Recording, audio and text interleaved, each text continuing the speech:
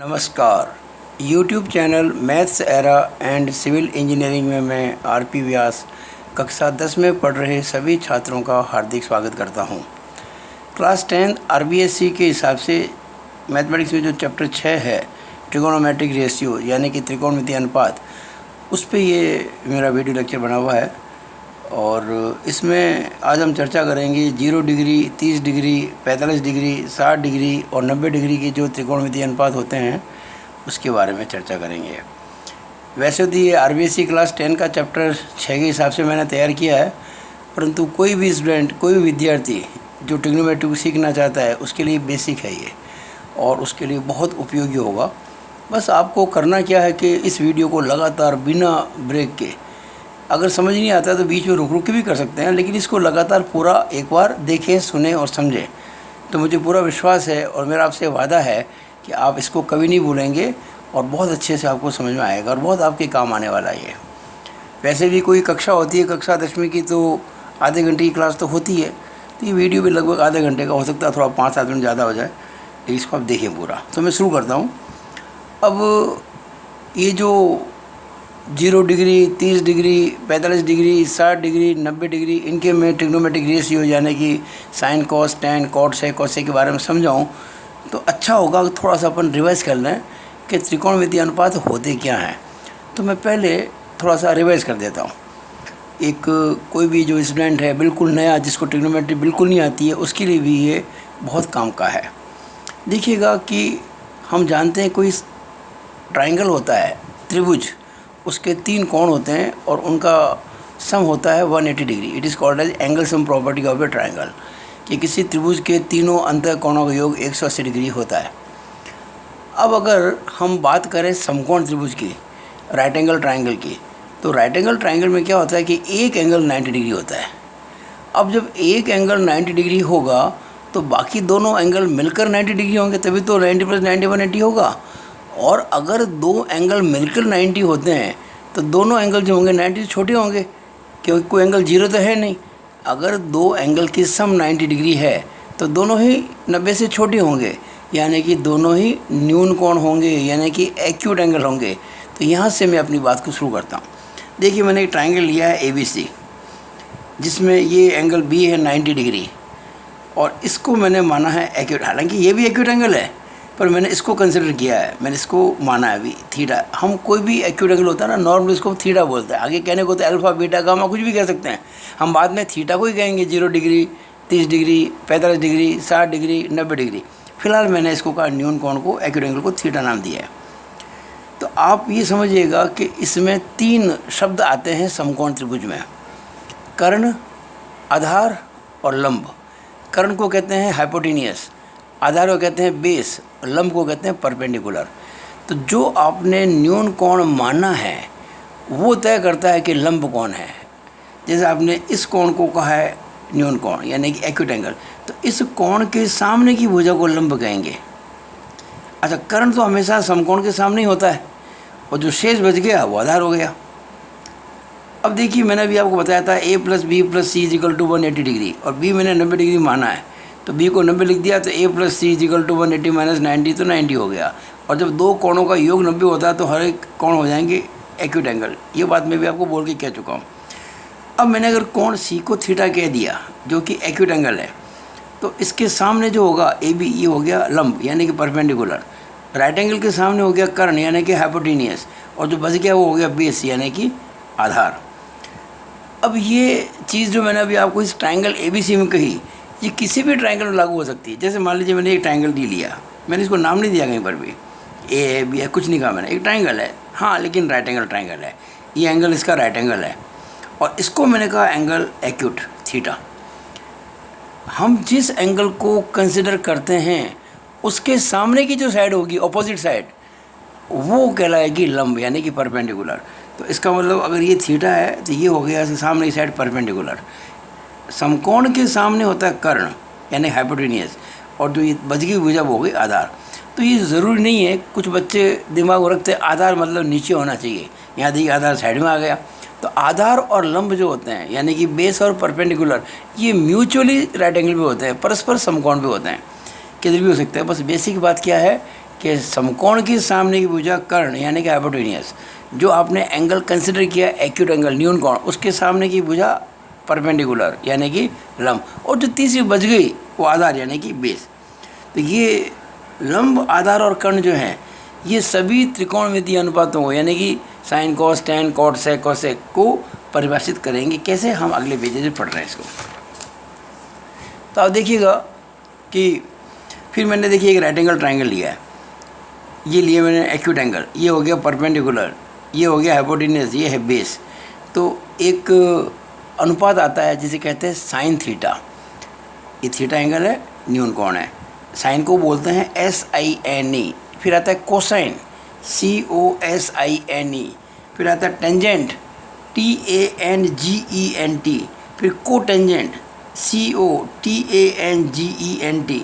फिर secant, SECANT। फिर cosecant, COSECANT।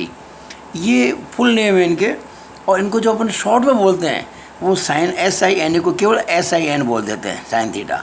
Cosine theta को हम कॉस थीटा बोलते हैं, टेंजेंट थीटा को हम टेन थीटा बोलते हैं, को टेंजेंट थीटा को हम कॉट थीटा बोलते हैं, सीकेंट थीटा को हम सेक थीटा बोलते हैं, और को सीकेंट थीटा को हम कोसेक थीटा बोलते हैं।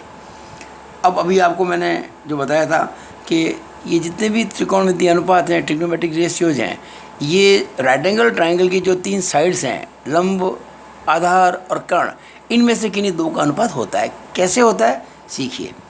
साइन थीटा हमेशा होता है परपेंडिकुलर अपॉन हाइपोटेनियस यानी कि लंब अपॉन कर्ण। अच्छा, मैं लंब को हमेशा स्मॉल p कहूँगा, परपेंडिकुलर।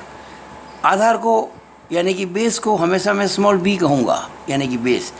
और जो ये कर्ण है उसको मैं स्मॉल h कहूँगा यानी कि हाइपोटेनियस। परपेंडिकुलर, बेस, हाइपोटेनियस, लंब, आधार, कर्ण। तो साइन थीटा होता है, इसकी परिभाषा, ये डेफिनेशन है साइन थीटा की, लंब बटा कर्ण यानी कि परपेंडिकुलर अपॉन हाइपोटेनियस यानी P upon H। Cosine theta यानी कॉस थीटा, आधार अपॉन कर्ण यानी कि बेस अपॉन हाइपोटेनियस, याद रखना आपको, B upon H। Tangent theta यानी कि लंब बटा आधार यानी कि small p upon small b। को टेंजेंट थीटा यानी कॉट थीटा। अब देखिए क्या होता है कि ये जो 3 अनुपात है बचे हुए, कॉट, सेक और कोसेक, ये पहले जो 3 अनुपात है ना, इनके रेसिप्रोकल है, इनकी व्युत्क्रम है। यानी कि टेन थीटा का व्युत्क्रम है कॉट थीटा, कोसाइन थीटा का व्युत्क्रम यानी कि रेसिप्रोकल। मैं इन्वर्स नहीं बोलूँगा, मैं बोलूँगा रेसिप्रोकल व्युत्क्रम। कोसाइन का है सेकेंड और साइन का है कोसेकेंड। यानी अगर साइन थीटा में P बटा H आ रहा है तो कोसेक थीटा में H बटा P आ जाएगा। यानी जो इसमें था नोमिनेटर इसमें हो जाएगा डिनोमिनेटर, जो इसमें था डिनोमिनेटर इसमें हो जाएगा डिनोमिनेटर। कोसाइन थीटा में था B अपॉन H, तो कोसाइन का रेसिप्रोकल सेक थीटा, उसमें H upon B। Tan theta में था P अपॉन B, तो कॉट थीटा में इसका होगा रेसिप्रोकल यानी कि B अपॉन P। अब आप देखिएगा इसके बाद की बात है, इसके बाद आप देखेंगे ध्यान से, तो कुछ में इसमें मैंने नोट लगाए हैं, एक नोट किया, जो बच्चे कई गलती करते हैं उनको ध्यान में होना चाहिए।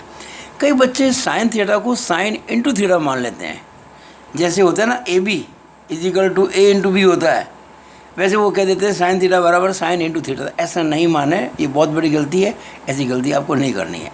यानी sine theta is not equal to, देखिए मैंने इक्वल टू लिख के इसको काटा है, यानी कि बराबर नहीं है। Sine theta is not equal to sine into theta, ये साइन इंटू थीटा नहीं होता है।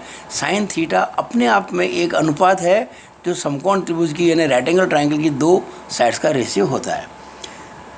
कई बार साइन स्क्वायर आता है, कॉस स्क्वायर आता है, टेन स्क्वायर आता है। मान लीजिए कॉस स्क्वायर थीटा है, कॉस स्क्वायर थीटा, इसका मतलब होता है कॉस थीटा का होल स्क्वायर। यानी हम कॉस थीटा को कॉस थीटा से गुणा करेंगे तो उसको हम कहेंगे कॉस स्क्वायर थीटा। ऐसा नहीं कहेंगे कि आपने कॉस थीटा को स्क्वायर किया ना तो आप लिख दें जल्दी जल्दी में कॉस स्क्वायर थीटा स्क्वायर, ऐसा नहीं करना, ये गलत हो जाएगा। क्योंकि cos theta is equal to cos into theta नहीं होता है, इसलिए कॉस थीटा का जब स्क्वायर करेंगे तो कॉस स्क्वायर थीटा स्क्वायर नहीं होगा। तो कॉस स्क्वायर थीटा का मतलब होता है कि कॉस थीटा को कॉस थीटा से गुणा किया, यानी कि cos theta into cos theta, यानी कि कॉस थीटा का होल स्क्वायर। अब कुछ महत्वपूर्ण बातें और भी हैं इसके अंदर। मैंने अभी आपको बताया था कि साइन थीटा और कोसेक थीटा होते हैं एक दूसरे के व्युत्क्रम, इसी तरह से कॉस थीटा और सेक थीटा, और इसी तरह से टेन थीटा और कॉट थीटा। यानी अगर मैं साइन थीटा को कोसेक थीटा से गुणा करूं तो क्या होगा, P upon H into H upon P, H से एच कट जाएगा, P से P कट जाएगा, 1 आ जाएगा। यानी कि sine theta into cosec theta बराबर 1 होता है। ये आपको ध्यान रखना बहुत इंपॉर्टेंट है। इसका मतलब अगर मुझे साइन थीटा निकालना हो तो मैं कोसेक थीटा को उधर ले जाऊंगा तो 1 अपॉन कोसेक हो जाएगा। इसी तरह से कोसेक थीटा निकालना हो तो 1 अपॉन साइन थीटा हो जाएगा, क्योंकि ये दोनों एक दूसरे के व्युत्क्रम है, यानी कि रेसिप्रोकल है। इसी तरह से हम कह सकते हैं कि sec theta is equal to 1 upon cos theta और cos theta is equal to 1 upon sec theta. हम ये भी कह सकते हैं कि tan theta is equal to 1 upon cot theta and cot theta is equal to 1 upon tan theta, क्योंकि tan theta into cot theta 1 होता है और cos theta into sec theta भी 1 ही होता है। अब हम आ रहे हैं अपनी मूल बात पर, जो ये चैप्टर आपका है छठा, 0 डिग्री, 30 डिग्री, 45 डिग्री, 60 डिग्री और 90 डिग्री, इन कोणों के त्रिकोणमितीय अनुपात की हमें बात करनी है। तो आज आपको मैं एक बहुत अच्छा तरीका बताऊंगा जिससे कि आप ये जो प्रमुख कोण हैं, मुख्य जो कोण हैं, ना केवल इनके त्रिकोणमितीय अनुपातों को समझेंगे, याद करेंगे, बल्कि इनको अच्छी तरह समझेंगे, कभी भूल जाए तो कैसे निकाला जाए। आज आपको मैं एक तरीका बताऊंगा, ठीक है ना, ध्यान से देखिएगा। देखिए, मैं सबसे पहले 0 डिग्री यानी थीटा को अगर हम 0 डिग्री लें तो साइन थीटा हो जाएगा साइन 0, कॉस थीटा हो जाएगा कॉस 0। उनके मान क्या होंगे, सारणी आपको याद है, आप याद कर लेंगे, रट लेंगे, लेकिन कोई बच्चे इसको समझ नहीं पाते हैं। तो ये आज मैं आपको बहुत अच्छे से समझाने की कोशिश कर रहा हूँ। उम्मीद करता हूँ आपको समझ में आएगा और आप इसको कभी नहीं भूलेंगे। देखिए, मैंने एक त्रिभुज बनाया, एक ट्रायंगल बनाया है, जिसमें एक एंगल लिया थीटा, एक्यूट एंगल। तो सामने हो गया परपेंडिकुलर, ये हो गया बेस, ये हो गया हाइपोटेनियस। और आप जानते हैं कि एक पाइथागोरस थ्योरम होती है, कक्षा 9 में पढ़ी होगी, जिसको बौधायन प्रमेय भी कहते हैं। इसमें होता है किसी समकोण त्रिभुज में लंब का वर्ग प्लस आधार का वर्ग बराबर कर्ण का वर्ग, यानी कि p² प्लस b² बराबर h²। इससे अगर मैं p² निकालना चाहूँ तो h² माइनस b उधर जाके माइनस हो जाएगा ये। अब देखिए, आप एक बात नोट कीजिए, मैंने ये जो कोण थीटा है, एक्यूट एंगल है, 90 से छोटा है, मैंने अगले चित्र में, ये चित्र मैंने बनाया, इसके बाद ये बनाया है, इसमें मैंने इस एंगल को छोटा कर दिया। देखिए, पहले एंगल बड़ा था, अब मैंने छोटा कर दिया है। आपने क्या महसूस किया, अच्छा ये एंगल 90 डिग्री है, यहाँ पहले भी 90 डिग्री था और अब भी ये 90 डिग्री है। आपने देखा जब ये एंगल छोटा हो गया, ये वाला, तो ये परपेंडिकुलर लेंथ भी छोटी हो गई। यानी जितना एंगल को छोटा करेंगे, ये एंगल है ना एक्यूट एंगल, 30 डिग्री 40 डिग्री आसपास मैंने बनाया, इसको मैं जैसे जैसे छोटा करूँगा तो ये परपेंडिकुलर छोटा होता चला जाएगा। और अगर मैं इस एंगल को 0 ही कर दूं तो क्या होगा, ये जो लाइन है ना हाइपोटेन्यूस वाली, ये बेस वाली लाइन से जाके मिल जाएगी, यानी कि उस समय P 0 हो जाएगा, ये परपेंडिकुलर 0 हो जाएगा। क्योंकि जब दो लाइनें एक के ऊपर एक आ जाती है, एक लाइन घूम के इसके ऊपर आ गई, तो ये परपेंडिकुलर यानी कि लंब दूरी इनके बीच की जो है ना परपेंडिकुलर डिस्टेंस 0 हो गई। ये P है ना, ये परपेंडिकुलर है, मैंने कहा था समकोण त्रिभुज में ये आधार है, ये लंब है, वो कर्ण है। तो जो लंब है इसका मान कम होते होते 0 हो जाएगा। 0 कब होगा, जब थीटा का मान 0 डिग्री होगा। अब अगर P 0 हो जाए तो H और B की बात करते हैं। देखिए, मैंने बताया जब थीटा की वैल्यू घटती है तो स्मॉल p की वैल्यू भी घटती है, और जब थीटा ये 0 डिग्री हो जाएगा तो P भी 0 हो जाएगा। अब मैं इक्वेशन नंबर जो 1 है, p² बराबर h² माइनस b², इसमें मैं p की वैल्यू रखता हूँ 0। तो देखिए 0², ये देखो 0² बराबर h² माइनस b², 0 का स्क्वायर 0 ही होता है, बराबर h² माइनस b²। अब अगर मैं माइनस b² इधर लेके आ जाऊँ तो प्लस b² हो जाएगा, तो b² बराबर h²। और अगर b² बराबर h² है तो b और h बराबर होंगे। अगर दो संख्याओं के वर्ग बराबर है तो संख्याएँ बराबर ही होती है, क्योंकि हम मान के चलते हैं कि संख्या पॉजिटिव है, यानी कि धनात्मक। हालांकि -2 का स्क्वायर भी 4 होता है और 2 का स्क्वायर भी 4 ही होता है, लेकिन 2 और -2 बराबर नहीं होते। पर ये जो b और h है ना, ये नेगेटिव कभी होंगे नहीं, दोनों पॉजिटिव होंगे। तो अगर b² h² के बराबर है तो डेफिनेटली b h के बराबर है। अब देखिए b तो h के बराबर है और p मैंने बताया 0 है तो p 0। अब मैं थीटा की जगह लिख देता हूँ 0 डिग्री, तो साइन थीटा जो है आपका साइन थीटा, उसको लिखूँगा साइन 0 डिग्री। और साइन थीटा का फॉर्मूला क्या होता है, P/H। तो ये P/H, लेकिन P तो 0 है और H, और 0 में किसी ऐसी संख्या का भाग लगाएं जो कि 0 नहीं है, H कभी 0 नहीं होगा। तो 0 में किसी का भाग लगाएं जो कि 0 नहीं है, तो उत्तर में से 0 ही आएगा। यानी कि साइन थीटा यानी कि साइन 0 बराबर 0। हमने कह दिया कि साइन 0 बराबर 0, ये प्रूव हो गया, आपको रटना नहीं पड़ेगा। अब लेते हैं कॉस थीटा यानी कि कॉस 0 डिग्री यानी कि B/H। लेकिन आप देखिए B और H तो बराबर है, इसका मतलब B/H को कह देंगे B/B, क्योंकि H तो B के बराबर है। B से B कट जाएगा, 1 आ जाएगा, B 1 जा B। तो कॉस 0 कितना हो गया, 1। तो बड़ा इंपॉर्टेंट रिलेशन आ गया, साइन 0 डिग्री बराबर 0 and cos 0 degree is equal to 1। अब निकालते हैं tan 0। तो देखिए tan थीटा जो होता है वो होता है लंब बटा आधार। लंब यानी कि परपेंडिकुलर, आधार यानी कि बेस, परपेंडिकुलर अपॉन बेस। और परपेंडिकुलर कितना है, 0, बेस कितना है, b, और 0 को b से डिवाइड करेंगे तो 0 आएगा। तो tan 0 कितना हो गया, 0 हो गया। तो tan 0 बराबर 0 हो गया। तो ये मैंने आपको समझाने की कोशिश की है, किसके अनुपात, 0 डिग्री के। अब समझते हैं अपन 90 डिग्री के। अब हम 90 डिग्री के ट्रिग्नोमेट्रिक रेशियो सीखेंगे। देखिए ट्राइंगल है ये एंगल 90 है और ये थीटा है न्यून कोण, एक्यूट एंगल, वही पहले की तरह, ये P, ये B, ये H। अब मैंने एक चित्र पास में एक और बनाया है। पहले भी ये एंगल राइट एंगल था, अब भी ये एंगल राइट एंगल है। फ़र्क क्या हुआ, पहले ये एंगल छोटा था, अब मैंने इस एंगल को बड़ा कर दिया। देखिए ये एंगल में जो थीटा है ना, इसको मैं 90 डिग्री की तरफ ले जाता हूँ। तो अगर मैं इस एंगल को, जो कि पहले थोड़ा छोटा था, अब मैंने बड़ा कर दिया है, जब, लेकिन ये एंगल 90 डिग्री है, ये पहले भी 90 था, अब भी 90 है। तो क्या होगा, एक बहुत इम्पोर्टेंट बात होगी, बेस पहले बड़ा था, अब बेस देखो छोटा हो गया। ये अगर मैं इस एंगल को जो बड़ा किया 90, इसको थोड़ा और बड़ा करूं तो बेस और छोटा हो जाएगा, और अगर मैं 90 कर दूंगा तो बेस 0 हो जाएगा।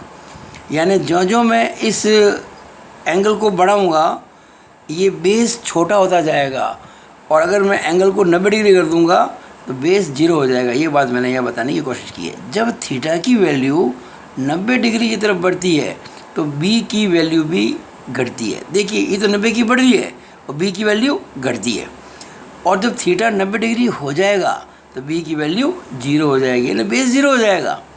अब अगर बेस 0 होता है तो देखिए फिर वो लगा दी मैंने पाइथागोरस थ्योरम। क्या कहती है पाइथागोरस थ्योरम, कि b² + p² बराबर h²। तो b² कितना हो जाएगा, h² - p²। अब भाई b तो 0 हो गया, अगर मैं 0 लिखूँ इसके अंदर इक्वेशन नंबर 2 में, तो 0² बराबर h² - p²। ये देखिए 0² बराबर h² - p², यानी 0 बराबर h² - p²। अब p² इधर लेके आ जाऊँगा तो p² बराबर h², और जब p² बराबर h² है तो p और h बराबर हो जाएंगे, और p और h तो बराबर है, b में 0 आपको कह चुका हूँ, ये b 0 है, तो ये चीज़ आपके ध्यान में आ गई, p और h बराबर है और b की वैल्यू 0 है। अब देखिए साइन थीटा, इस बार थीटा मैंने क्या माना हुआ है, 90 डिग्री।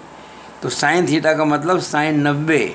साइन थीटा होता है परपेंडिकुलर अपॉन हाइपोटेनियस, यानी P/H। P तो P है और H देखिए P के बराबर है, P और H बराबर है, तो H को मैं P कह सकता हूँ। तो P से P कट जाएगा, 1 आ जाएगा। तो यानी कि साइन 90 = 1। कितना महत्वपूर्ण बात है, आप हमेशा रटते थे ना, अब आप आज समझ गए हैं कि साइन 90 1 क्यों होता है। अब देखिए कॉस थीटा को लिख दिया कॉस 90। कॉस क्या होता है, B/H, base upon hypotenuse. Base कितना है, 0। ये देखिएगा बेस B 0 है और H कुछ है, तो 0 में किसी का भाग लगाएंगे जो 0 नहीं हो तो वो 0 ही आएगा, यानी कॉस 90 कितना हो गया, 0। तो साइन 90 1, कॉस 90 0, ये लिख दिया मैंने। Sine 90 degree = 1 and cos 90 degree = 0। अब देखिए tan 90 निकालेंगे। tan थीटा क्या होता है, P/B, परपेंडिकुलर अपॉन बेस, और परपेंडिकुलर क्या है, वो तो P ही है, और बेस कितना है, 0 है, यानी कि P/0। अब आपको एक चीज़ समझनी है, किसी संख्या में जो 0 नहीं है, अगर 0 का भाग लगाएंगे तो अनंत आएगा। क्या आएगा, इनफाइनाइट। क्यों, आप समझो, कितनी आसान चीज़ आपको समझाता हूँ। जैसे मान लीजिए आप 2 में 1 का भाग लगाएंगे, 2 आएगा। 1 को छोटा करो, 2 में आधे का भाग लगाओ, 2 में 0.5 का भाग लगा, आधा मतलब 0.5, तो 4 आएगा। 2 में 0.5 का भाग लगा, देखो अब 4 आएगा। इसके बाद अगर मैं और कम कर दूँ, 0.25 कर दूँ, भाग लगाने वाला काम 0.5 की जगह 0.25, तो 8 आएगा, बढ़ रहा है ना।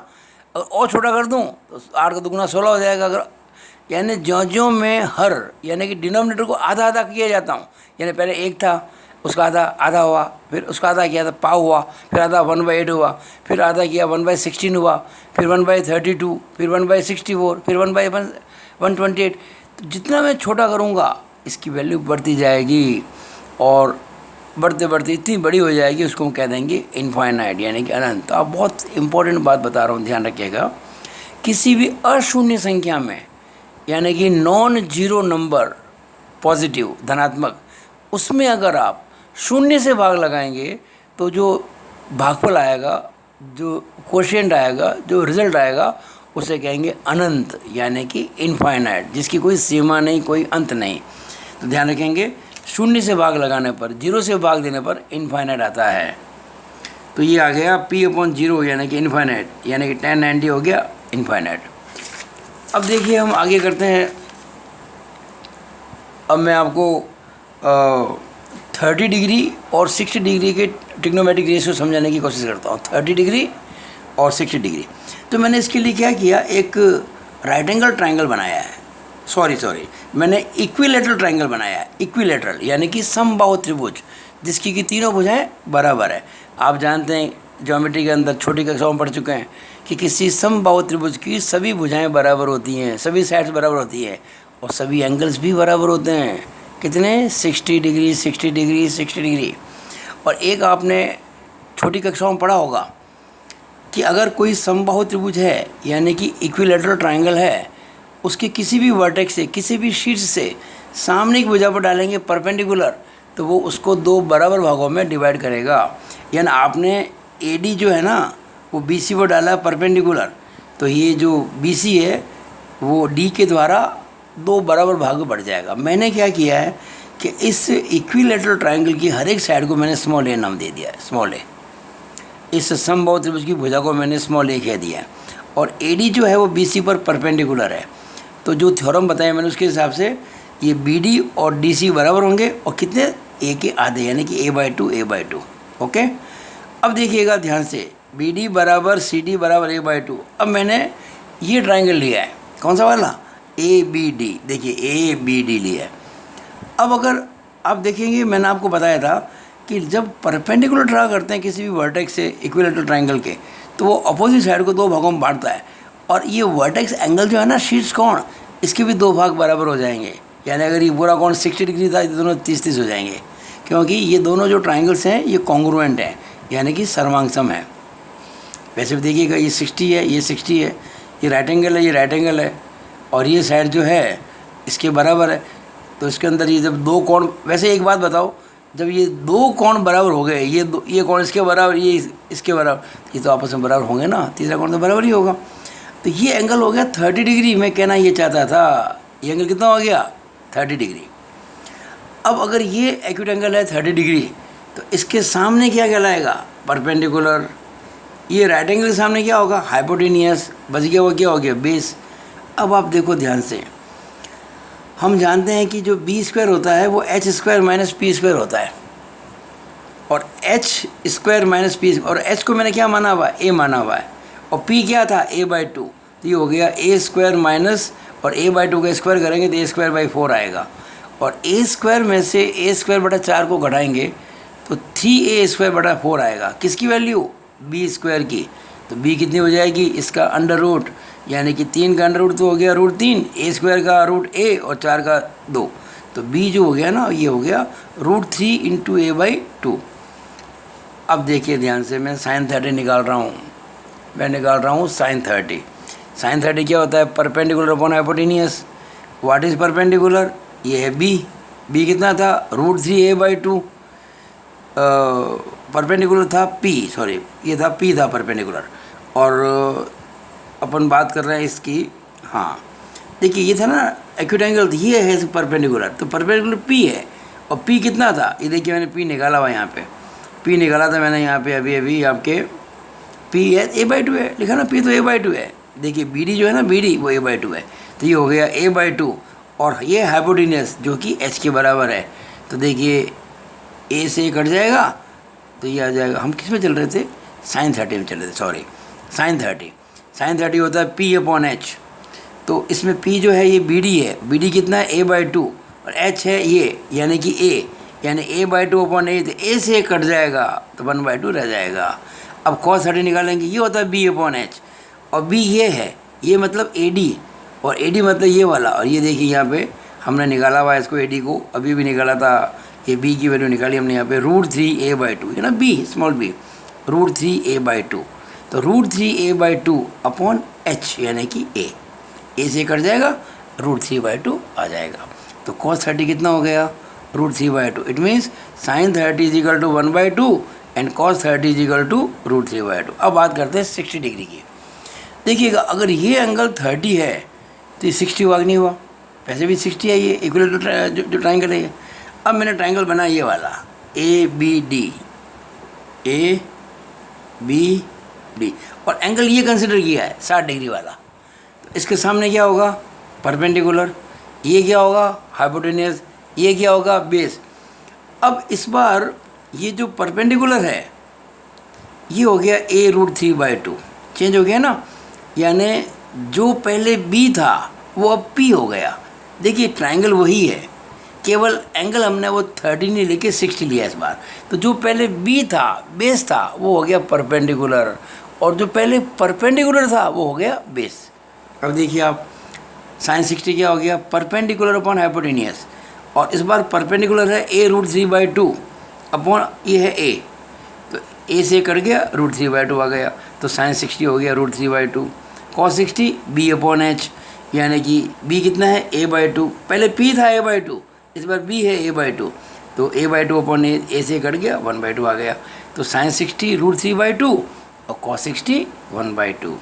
नाउ tan 60 निकालूँ और tan 30 मैंने देखो tan 30 नहीं निकाला था, मैं tan 30 निकालता हूँ पहले। तो tan 30 क्या होता है, परपेंडिकुलर अपॉन बेस। 30 में क्या था, 30 में क्या था, परपेंडिकुलर ये था यानी कि a/2, और बेस क्या था वो था यानी कि a√3/2, a/2 कट गया तो ये आ जाएगा इसके अंदर 1/√3। सिमिलरली आप निकालेंगे tan 60 तो ये हो जाएगा p/b, इसके अंदर देखिए ये रहा 60 p/b, यानी कि a√3/2 अपॉन a/2, तो a/2 कट जाएंगे और √3 रह जाएगा, तो tan 60 हो गया √3। बस अब अपने इस वीडियो में थोड़ा सा पोर्शन बचा हुआ है और ये पूरा हो जाएगा।